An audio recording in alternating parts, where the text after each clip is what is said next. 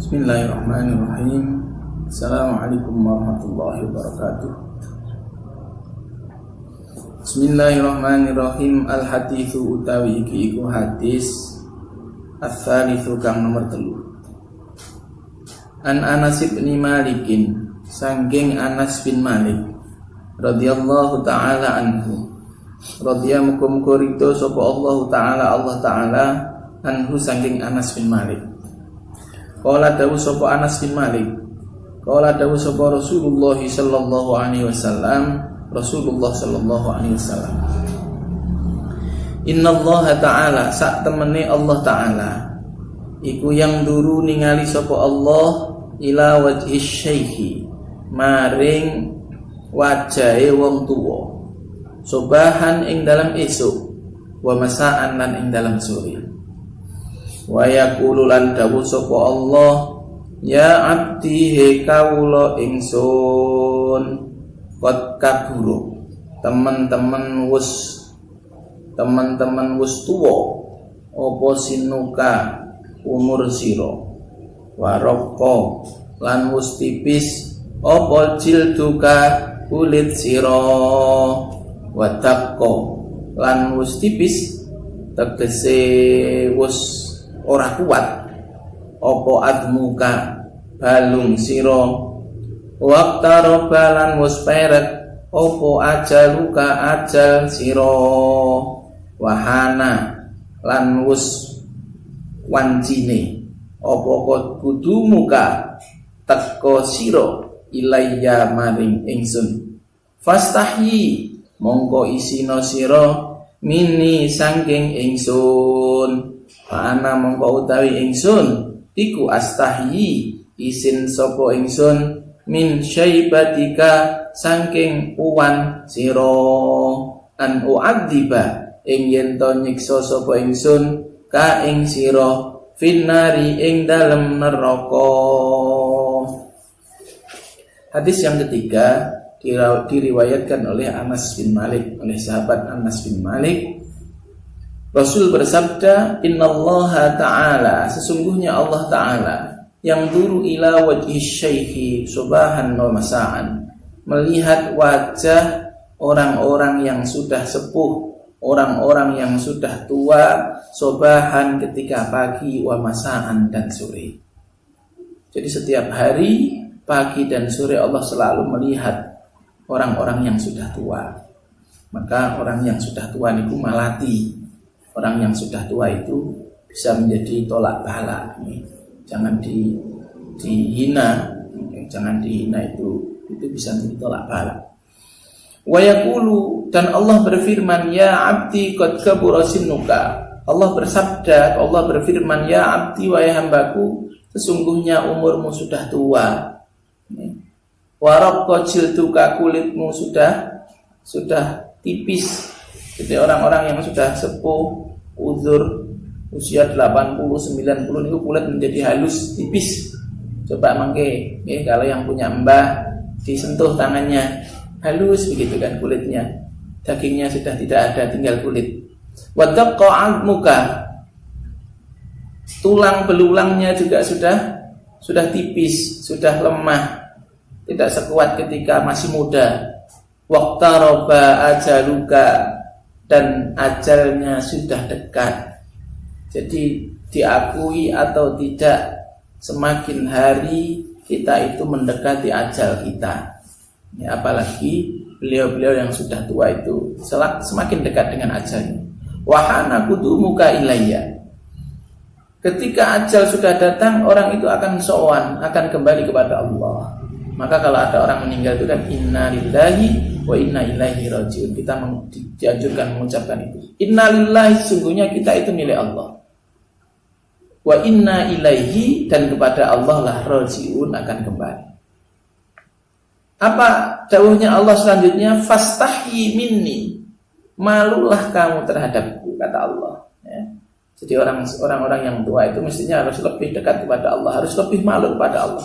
Kenapa kok harus malu? Fa'ana astahyi min syaibatika, karena Allah sendiri malu terhadap ubannya orang yang sudah tua tersebut. An u'adzibaka finnar, Allah itu tidak tega, Allah itu malu untuk menyiksanya di neraka karena sudah tua. Jadi hadis yang ketiga ini anjuran hendaknya orang-orang yang sudah pensiun, yang sudah tua itu harus lebih mendekatkan diri kepada Allah. Jadi bukan malah menjadi, sehingga ada istilah tua-tua keladi, semakin tua makin jadi. Ada dua kisah yang menyertai di hadis ini. Yang pertama dialami oleh Sayyidina Ali karramallahu wajhah, khalifah yang keempat dari Khulafaur Rasyidin sekaligus menantu Kanjeng Nabi. Suatu saat Khalifah Ali, Sayyidina Ali, sahabat Ali ini hendak pergi ke masjid untuk melaksanakan sholat subuh. Di tengah perjalanan beliau bersamaan dengan seorang yang sudah tua, yang sudah rambutnya sudah ubahan, jalannya pelan-pelan. Sayyidina Ali ini tidak mau mendahului. Jadi ketika beliau berjalan, di depannya ada orang tua, itu beliau tidak mau mendahului. Akhirnya beliau menunggu di belakang terus sambil menuju ke masjid. Sayyidina ini kan husnudzon, beliau berpikir ini mungkin juga mau ke masjid sama-sama. Ketika sampai di depan masjid, ternyata orang tua ini berbelok arah, sehingga Sayyidina Ali tahu, oh ternyata dia orang Nasrani, tidak mau ke masjid. Namun Sayyidina Ali alhamdulillah mendapat pertolongan dari Allah. Sesampainya di masjid masih menjumpai jamaah. Jadi Nabi Rasulullah dengan para sahabat masih sholat, dan saat itu rukuknya lama sekali, tidak seperti biasanya, sehingga Sayyidina Ali bisa ikut sholat dan mendapatkan 1 rakaat. Setelah Sayyidina Ali datang, kemudian Nabi berdiri dari rukuk dan melanjutkan sholat sampai selesai. Setelah selesai, kemudian Sayyidina Ali bertanya kepada Rasulullah, ya Rasul, lima fa'ala hakadha, kenapa engkau ya Rasulullah, lima tawil ta'ar-ruku'a, kenapa engkau memanjangkan rukukmu fi hadhihi shalah, pada salat ini? Ma kunta taf'alu mithla hadha, engkau tidak pernah memanjangkan sepanjang ini. Jadi apa yang dilakukan Kanjeng Nabi itu kan bisa menjadi hadis. Maka saat itu Kanjeng Nabi itu rukuknya panjang, 2 kali rukuk biasanya. Biasanya rukuk itu subhanallah, subhana rabbiyal azim wa bihamdi 3 kali, itu lebih panjang. Kemudian Rasul menjawab, lamma raka'tu wa qultu subhana rabbiyal azimi kama kana wirdi wa aradtu an arfa'a ra'si ja'a Jibril alaihi salam wa wada'a janahahu ala dhahri. Ketika aku sedang rukuk dan membaca doa rukuk seperti yang biasa saya baca, dan ketika aku hendak mengangkat kepalaku dari rukuk, tiba-tiba malaikat Jibril datang dan meletakkan sayapnya di punggungnya Nabi. Ini Nabi kemudian bercerita kenapa rukuknya Nabi itu lama gitu. Karena malaikat Jibril itu datang dan meletakkan sayapnya di atas punggung Nabi, sehingga Nabi tidak bisa mengangkat punggungnya. Wa akhadani tawilan falamma rafa'a janahahu rafa'tu ra'si. Kemudian para sahabat bertanya lagi, lima fa'ala hakadha, kenapa malaikat Jibril melakukan hal itu? Kemudian Nabi menjawab, masa'altu an dzalik, saya belum bertanya kepada Jibril tentang hal itu. Fahadara Jibril, kemudian malaikat Jibril datang kepada Kanjeng Nabi dan menjelaskan kenapa malaikat Jibril itu melakukan hal itu. Inna aliyan kana yasta'jilu lil jamaah, wahai Nabi, sesungguhnya Sayyidina Ali bersegera cepet-cepetan pengen melok jamaah sholat subuh. Namun di tengah jalan Sayyidina Ali ini bertemu dengan orang Nasrani, dan Sayyidina Ali nggak tahu kalau itu orang Nasrani. Karena Sayyidina Ali itu memuliakan beliau karena tua, ya, karena ketuaannya itu dimuliakan, tidak didahului, ya. Jadi ini salah satu adab berjalan itu ketika bersama atau bersama dengan orang yang lebih tua tidak boleh mendahului. Ya kalau terpaksa ya nuwun sewu begitu, mohon izin. Ya. Tapi kalau Sayyidina Ali tidak. Ini alasan kenapa malaikat Jibril itu diperintah oleh Allah untuk agar Nabi itu sholatnya agak lama. Yang lebih mengherankan lagi begitu kan, adalah Allah menyuruh malaikat Mikail untuk menahan matahari agar tidak muncul terlebih dahulu. Jadi waktu sholat subuh itu kan mulai terbitnya fajar shadiq hingga munculnya matahari. Jadi ketika Nabi itu ditahan oleh malaikat Jibril, Allah menyuruh malaikat Mikail untuk apa? Wahai Mikail, untuk menahan pergeseran matahari. Jadi biar waktu subuh tidak habis. Ini yang lebih mengherankan. Kenapa kemuliaan ini sampai muncul kepada Sayyidina Ali? Gara-gara Sayyidina Ali menghormati orang yang lebih tua. Jadi kita harus menghormati orang yang lebih tua. Kisah yang kedua adalah tentang guru dari Syekh Abi Mansur Al-Maturidi. Abu Mansur Al-Maturidi ini punya seorang guru. Gurunya berusia 80 tahun. Ketika sang guru ini sudah merasa lemah, merasa ajalnya sudah dekat, beliau memanggil muridnya Abu Mansur Al-Maturidi. Usia guru ini 80 tahun. Abu Mansur dipanggil untuk mencarikan seorang budak yang berusia seperti beliau. Wahai Abu Mansur Al-Maturidi, carikan saya seorang budak yang seusia denganku.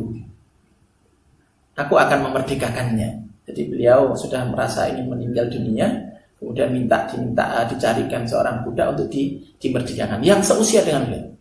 Akhirnya berangkatlah Abu Mansur Al-Maturidi mencari di satu tempat ke tempat yang lain terus.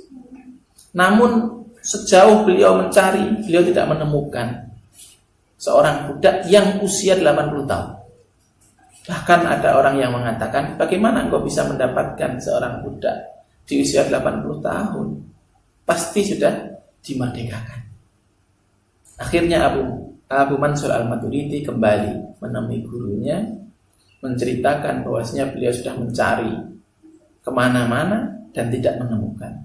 Dan masyarakat berkata bahwasanya sudah tidak mungkin ada seorang budak yang berusia 80 tahun. Pasti hambanya, pasti majikannya, tuannya sudah memerdekakannya. Mendengar keterangan dari muridnya, kemudian gurunya Abu Mansur Al-Maturidi ini kemudian meletakkan kepalanya di atas tanah, wa naja rabbahu, dan kemudian bermunajat, berdoa kepada Tuhannya. Ilahi, wahai Tuhanku, annal makhluqa la yahtamilu, sesungguhnya makhluk saja tidak mungkin dia mencapai usia 80 tahun dan dia masih menjadi budak kecuali sudah dimerdekakan oleh tuannya. Fa ana balagtu thamanina sanatan, sedangkan aku sudah mencapai usia 80 tahun. Fa kaifa la ta'taqini, maka bagaimana mungkin engkau tidak memerdekakanku, membebaskanku dari neraka. Wa anta karimun jawadun, sungguhnya engkau zat yang maha mulia, zat yang maha pemurah, zat yang maha agung, ghafurun syakurun, zat yang maha pengampun, zat yang maha bersyukur. Fa'ataqallahu ta'ala bihusni munajati, gara-gara munajatnya gurunya Abu Mansur Al-Maturidi ini, jadi memohon kepada Allah di usia senjanya itu, fa'ataqallahu ta'ala bihusni munajati, kemudian Allah membebaskannya dari tuntutan di akhirat. Semoga bermanfaat. Kurang lebihnya saya mohon maaf. Assalamualaikum warahmatullahi wabarakatuh.